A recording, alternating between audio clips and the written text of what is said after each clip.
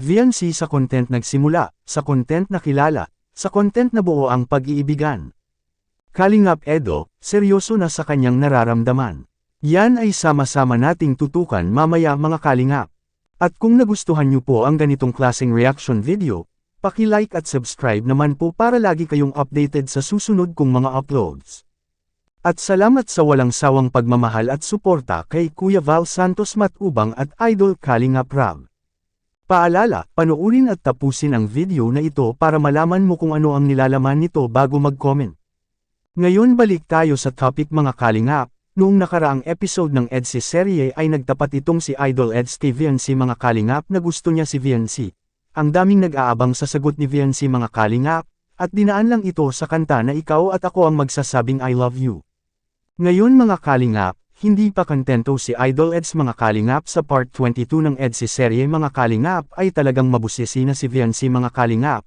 Nagsasalita na ito, hindi na siya mahihiya ni Idol Eds, at habang nakarating na sila sa tabing ilog mga kalingap, nag-uusap ang dalawa, hanggat sabi ni VNC na patanong itong bigla kay Idol Eds, sino ang dinala mo dito noon?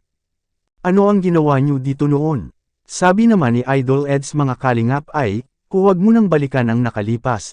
Ang pag-usapan natin ngayon ay ang nandirito, hindi ko na maalala ang nakalipas VNC. At sa dumating ang punto na kumusta yung sinabi ko sa iyo noong nakaraang vlog VNC.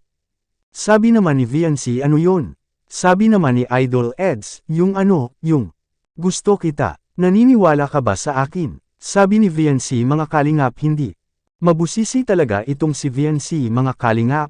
Nininigurado lang siya na kung totoo man si Idol Ed sa kanya ay handa siyang maghihintay, dahil bago pa lang po sila at gusto ni VNC na makilala ng lubusan si Idol Eds, at dumating sa punto na content lang naman yun, nasaktan si Idol Eds, pero pinaglaban niya ang kanyang nararamdaman, kaya sabi ni Idol Eds na hindi naman po ganyan, gusto mo tumalon pa ako dyan, para malaman mo na seryoso ako sa Parang VNC. content lang naman po yun. Grabe. Sakit naman nun. Content lang pala ito. Hindi naman parang ganun lang yun. Gusto mo patunayan ko sa'yo eh. Gusto mo tumalon pa ako dyan para malaman mo seryoso ako. Tumalon talaga si Idol Ed sa ilog mga kalingap, para maniwala si VNC na totoo ang kanyang nararamdaman. Kinakabahan si VNC sa ginawa ni Idol Eds mga kalingap, hindi siya paaawat kay VNC, kaya sumigaw si VNC na Edo, oo na, naniniwala na ako sa'yo, huwag ka nang tumalon dyan, baka madisgrasya ka maraming bato.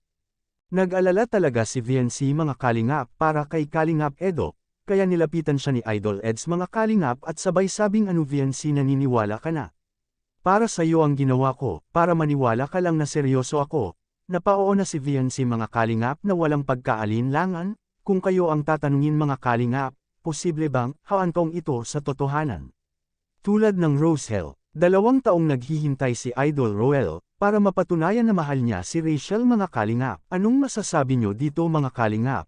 Ito ay isang reaction video lamang kaya pwede po tayo mag-comment sa ibaba mga kalingap sa comment section.